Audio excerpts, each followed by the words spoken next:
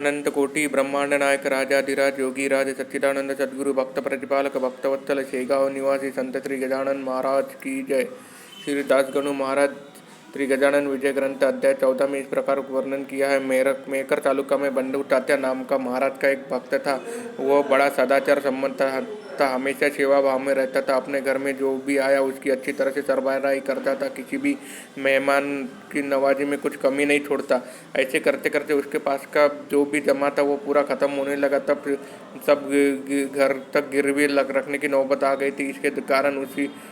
इसके कारण उसकी कहीं भी इज्जत नहीं थी। अपना प्रपंच कर लिया था। साहूकार ऊपर से ऊपर उनके घर में अपने सिपाही भेजता था। ऐसे ही वह बहुत बड़ी मुश्किल में पड़ गया था। आत्महत्या करने की सोच रहा था, लेकिन विष खरीदने के लिए भी उसके पास पैसा नहीं बचा था। अगर कुएं में जान देने जाए तो किसी ने उसने देख लिया तो उस पर आत्महत्या का केस चल सकता था। इसीलिए वो सोचता है कि हिमालय जाकर जान दे दूँ तो आत्महत्या का पाप नहीं लगेगा। इसीलिए वो तैयारी करता है और अंक को चश्मा लगा स्टेशन पर हिमालय का टिकट कटवाने जाता है। तब उसे एक साधु मिलते हैं जो वो उसे बोलते हैं कि आत्महत्या करना पाप है। एक बार आप जाकर शेगांव में श्री गजानन महाराज के दर्शन कीजिए, उसके बाद आपको जो लगे वह करना। फिर वो मन में विचार करने लगता है कि ये साधु कौन है। फिर वो शेगांव गजानन महाराज के दर्शन के लिए शेगांव आता है। बंडू तात्या शेगांव आकर गजानन महाराज को प्रणाम करता है। तब महाराज उसे नाचकर बोलते हैं कि बंडू तात्या, हिमालय जाकर क्यों प्राण देते हो? आत्महत्या करना पाप है। अगर अभी प्रपंच को तंग आकर तू प्राण देने तो तुझे पुनर्जन्म लेना पड़ेगा। इसलिए वो विचार मन से निकल ले और अपने गांव जाकर अपने खेत में मसोबा के पूर्व दिशा में बांस का पेड़ है, उसके नीचे जमीन खोदकर देख, तुझे कुछ धन मिलेगा। वह सुनकर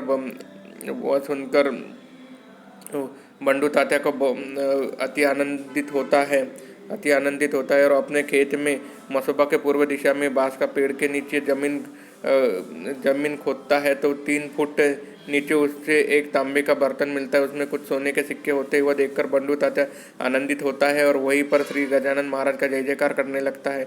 उसे मिले धन को अपना पूरा कर्ज चुका लेता है और दुख के दिन खत्म हो जाते हैं और सुख के दिन चालू हो जाते हैं। सोमवती अमावस्या को नर्मदा के स्नान करना बड़ा पुण्य माना जाता है। ऐसी प्रथा चली आई, इसलिए महाराज के कुछ भक्त सोमवती अमावस्या का पर्व पर गजानन महाराज को ओमकारेश्वर चलने का आग्रह करते हैं। वह नर्मदा स्नान करने के लिए सब लोग आते हैं। तब महाराज कहते हैं कि मेरी नर्मदा इधर ही है, आप लोग जाओ, मुझे आग्रह मत करो। लेकिन भक्तों का बहुत आग्रह करने पर गजानन महाराज उनके साथ चलने के लिए तैयार हो जाते। सोमवती अमावस्या की पर्व पर नर्मदा नदी के किनारे अपार भीड़ लग जाती है। यह चींटी को भी निकलने को यहाँ जगह नहीं रहती। सब लोग नर्मदा स्नान करके ओमकारेश्वर का दर्शन करते हैं। भीड़ होने के कारण वो भक्त महाराज से कहते हैं कि महाराज, अभी हम लोग जल मार्ग से जाते हैं। तब महाराज कहते हैं कि आपको जो उचित लगे वह करो। तब सब लोग नाव में बैठकर जाते हैं। नाव नदी के बीच में पहुंचती है तो और अचानक एक चट्टान से टकरा जाती है, उसमें पानी भरने लगता है और तब लोग घबरा जाते। तब लोग गजानन महाराज को क्षमा मांगते हैं और कहते हैं कि महाराज, हमने आपकी नहीं सुनी, इसलिए आज यह प्रसंग आ गया है। वो कहते हैं कि गजानन महाराज हमसे गलती हो गई। अब मैं इस संकट में बचाइए। तब नाव अचानक निश्चिंती हो जाती है और तब उन्हें माँ नर्मदा के दर्शन देने आती है। सब लोग उन्हें प्रणाम करते हैं और उनके बारे में जानकारी लेते हैं। तब वो बताती कि मैं नर्मदा हूँ, मैं हमेशा गीली ही रहती हूँ, ओमकारेश्वर की मैं पुत्री हूँ। तब सारे भक्त उन्हें प्रणाम करते हैं और वह क्षण में अदृश्य हो जाती है।